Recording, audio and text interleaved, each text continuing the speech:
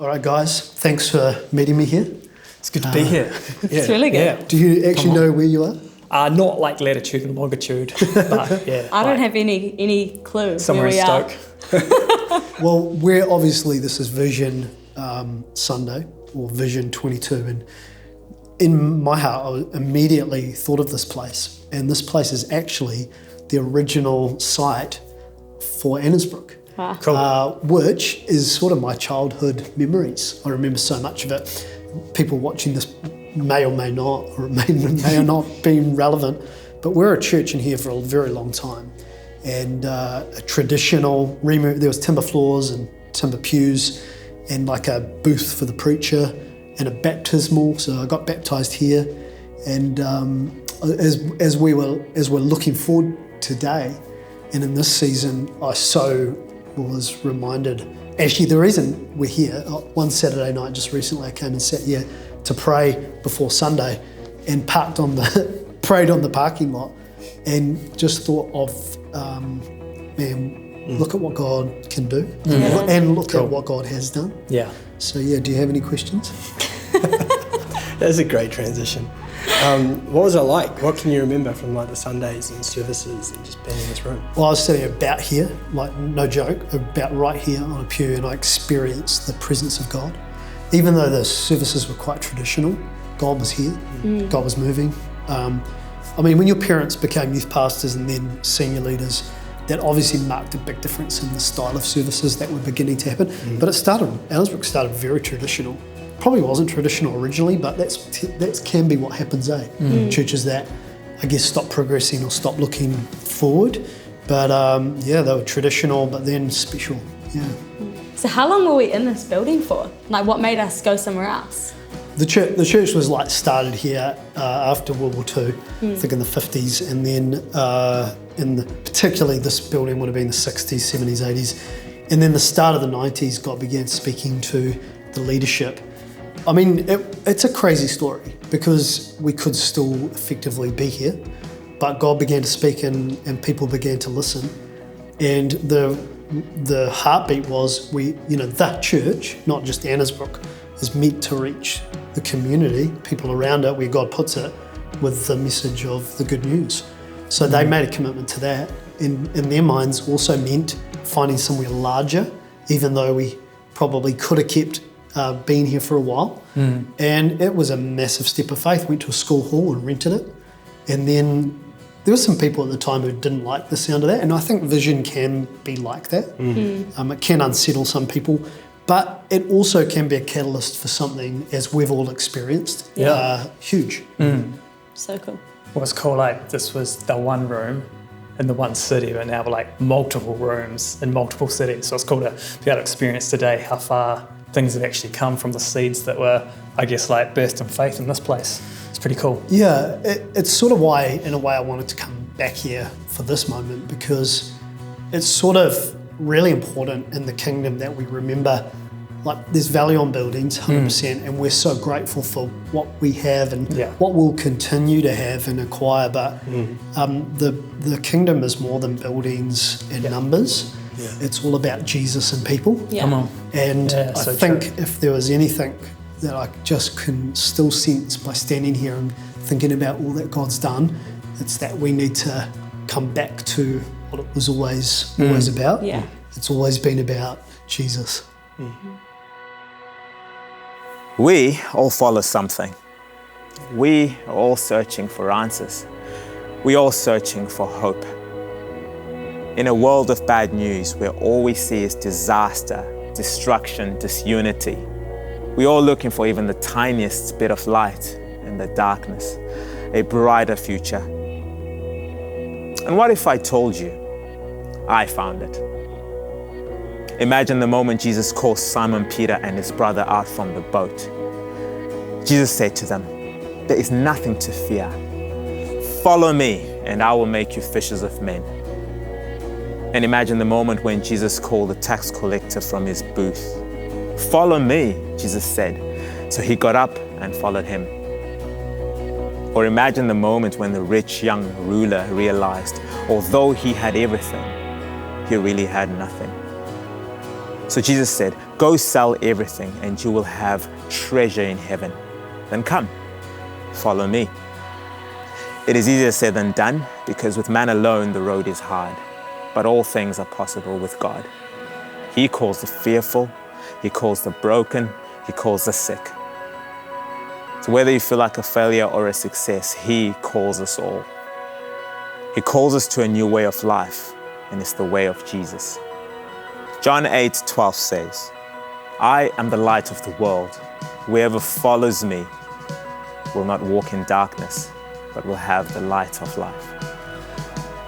So I've decided to follow Jesus. I'm not in the driver's seat, he is.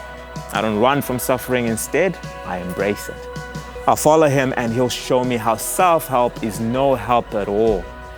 Self-sacrifice is the way, his way, to finding my true self. Because what kind of deal is it anyway to get everything that I want but lose myself?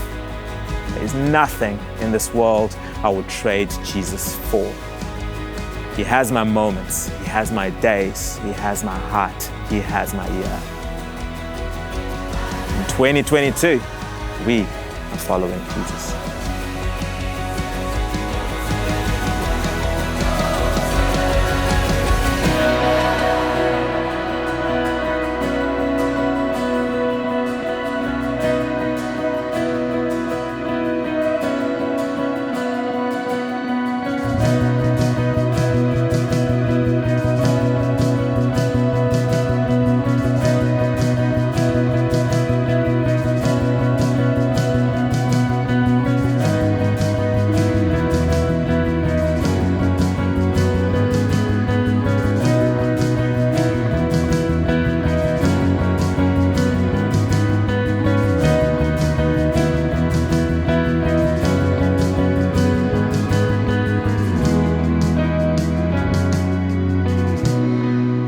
All right, guys, well, here we are.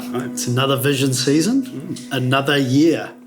Hard to believe. Pretty It exciting. is amazing. I know. And this last year since we last talked about vision has been interesting again. Yeah. We had a break. Most people would have got some sort of a break and maybe thought we'd come back to some sort of normality or whatever it was going to be. However, while it's not kind of all over and finished, there's still a great need for vision, huge need for vision. So some of the stuff's been kind of difficult and tough. What would be some of the encouraging things that you've seen over this last season?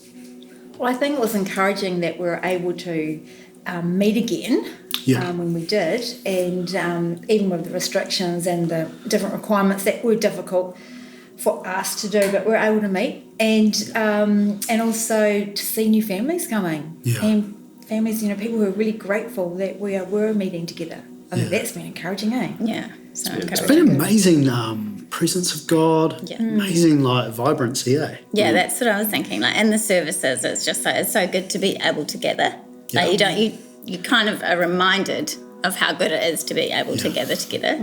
Yeah, and of course, really exciting for us as church planting and being involved with Christchurch and Alex and Carissa, Hannah down there in Christchurch doing really awesome. And, in this current season, it's actually forced us to create a great way of, I guess, doing church planting the way that they are with small home kind of starting and all of that. It's great. Yeah, and there's been some miracle things going on that will be great to talk about later. So whilst there's been a lot to juggle and a lot to manage, and maybe we don't all fully understand the intricacies of that, the one thing that even from 2020 we decided that we needed to do was keep our eyes on Jesus, right? Yeah. So that is probably why this theme in this focus of following Jesus, personally I feel so excited about it, because it's even before this recording I was just reflecting and praying, thinking, man, God, as far as vision, what do you see? And it's he's always been the one who sets the vision, right? And we get the privilege of trying to capture that and articulate that. And but it's been clear, come follow me. Yeah. Even from day one. What does it mean to you guys, even from a personal point of view? We'll hear from each of you. What does it actually mean to follow Jesus? Yeah, well, I think from my perspective, personally and corporately, it is the very essence of Christianity. Yeah. takes us back to that. So like we're not promoting necessarily events and services and programs, although we're still trying to keep together and trying to keep doing the program, but that's not the be all and end all. And so we are focused, I think, even more so than ever before in regards to our own personal journey with Jesus. And when it comes to that, it's quite a challenge because it's a whole way of rethinking and also re-establishing for a lot of people, actually, am I walking with Jesus? I've got a quote, actually, that you quoted partway through last year. We were doing a night school session, I think, and you said one of the good things about this season, because not everything is good, but one of the good things is it's teaching people how to be Christ-like when they don't have a program to go to. Because like if you just attend but you don't have that foundation of faith, it kind of touches the edges, but it doesn't really go deeper. Like to follow Christ is a real life challenge. That's what it actually is. What does it mean for you, Viv? For me, it's as simple as getting back to the simplicity of faith. I love it. It's refreshing. And I think in the days that we've had and the day that we're living in now, there's so many other things that we can be following. And I just think, man, it's just so good to be able to focus on following Jesus. Because he's the main thing. He is. There's all sorts of other things we could be following, but actually he's the main deal. And so that's what it means for me. It's simplicity. I really love it. It's quite a healing thing within a world of chaos. What about for you, babe? Yeah, I guess for me, I like to think about it like a journey, and right from when I guess gave my heart to the Lord, it's like he was always that little bit of a light or always that little bit of direction. So even though the path might go slightly different to how I thought I'd go, I thought I'm en route, and then he takes us on this different pathway. He's always still that little bit of light and that guidance. And so no matter what way it goes, he's always there like the anchor. So I think, keeping him as the anchor has helped, because otherwise you could feel a bit wobbly. But it's good. And so back to that whole thing that even you touched on, Brent, that the challenge of that, it's going to be fun this year, It probably will be challenging as well, but it will actually be an adventure to work out in this season of all of our lives, are we following Jesus? And what does it mean to follow Jesus? Like that's going to be a fresh challenge. Hugely challenging. Well, if you don't have the event or the program, then the challenge is, well, how am I going to keep my faith alive when I've spent so much of my Christian life being encouraged, being inspired, being motivated by a weekend service? And not everybody's got that right now. So how do I keep my faith alive then? Great challenge. Massive challenge. I know that for us, guys, a very, hallmark scripture would be around, without vision, people perish. We've always tried to take a faithful journey, even you guys in terms of the early days of pioneering the church into what it is now, that we've got to keep looking forward. We've got to keep going ahead, and I know you guys live that way personally, and we try to do that as well. I've had a couple of conversations with people, and they're asking a very valid question, and I think we've felt it as well to some degree. I'm sure you guys would have to some extent, and that is in a 1 year, 2 year now into the start of a third year of this kind of scenario. How do you define vision? What is the kind of vision? Because so much of people's lives are built around events and doing stuff, and that's still not back yet. I did answer somebody, and as part of that, which I said, I think you change the vision from things and say events or places you go to, or things you could practically achieve if you can't do that, and you go back to some of the basics, some of the fundamentals. Why do you guys think it's important to have vision? And even from that point of view, why is it important as a church we talk about vision? Yeah, well, I think we've always had this kind of vision statement, leading all people to life in Christ, for a long, long time. And it's still pertinent, it's still relevant, it's still something that we really believe in. So we've got to do things a little bit differently, but it's still leading people to Christ. So how can how does that happen? Yeah. Now that we are, this year's a little bit, well, the last couple of years have been a little bit different. Yeah. And I think it's the way forward is, there's always a way forward. It's never surviving. We're not just surviving. Right. We can actually thrive even in this situation, or even and so, I know, some hard things are happening, difficult things are happening, but often it's the difficult things and the hard things where God really starts to take a hold of somebody's life and somebody's world, and actually it becomes better. That's way awesome. better than what it's been. Yeah. And so let's believe for that, that, okay, it's not an easy time, but God's got some good things even and amongst all of that for us. Because that's the advantage we have, right? We've got the supernatural dynamic of God, the living God in our lives. So it's like, stuff's tricky. Like, how's that work for you guys, Viv? Just even in this last season, just trying to work that thing through with God. I think for me, I just had just a real revelation moment during the break, actually, and about having fresh eyes. Won't go into the whole story of it, but basically it was just all about moving a microwave and clearing a bench, and a bit of a story behind it. But what it did was totally change our whole experience with cooking and living.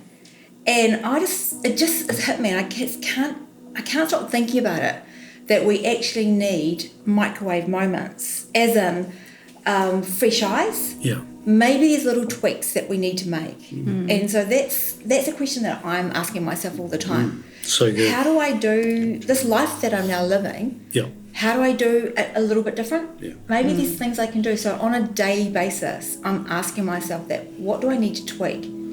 How can I connect with people in different ways?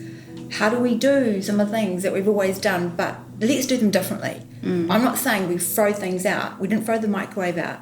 We just shifted it. We made a little shift and it changed everything. So that's kind of what I'm excited about. I'm excited about the future. So good. yeah. I think about this with even like our lives, I guess everyone who's been part of Annesbrook will be at a different season and a different stage, and we've got to embrace those seasons. What does it mean for you? What does it mean for us in terms of, the future? You feel excited about the future? Yeah, I think it makes you can't stay kind of comfortable in the season, which is somewhat good because you're always having to get creative, keep thinking, keep adapting, keep not comfy. It's not comfortable, is it? You're always wow, we've got to rethink how we do that. So in a way, it's a real growing season. So it's kind of exciting, sometimes challenging, but I think it's just keeping on, probably even what Viv's saying, little tweaks, the microwave stayed, but you tweak things and you're like, why have we never done that? So I think it has made us actually do things different. We always used to say years ago, to get big, you got to get small. And I know we have gone small in some things, but it's making us bigger in who we are and people around us are jumping in. And so I think it's cool. So it is exciting. I love that different people are jumping in to make things happen. It's good. Because there's less people, but they're growing in the season. It's same question for you guys as we come to wrap this convo up. You excited about the future? What are the opportunities in front of us? I think, Kingdom of God is always expanding and it's always advancing, and we have to continue to seek out what it is that we're building and what is it that we're no longer building, and no longer, because things change and we've got to go with the change, and I think that's really important for us. Okay, so what is it now? We're going to take it back to, strip it right back to is every person following Jesus better than what they have been, or still even. Are we following Jesus still? That's a great question, great challenges for moving forward, and it is about building the kingdom.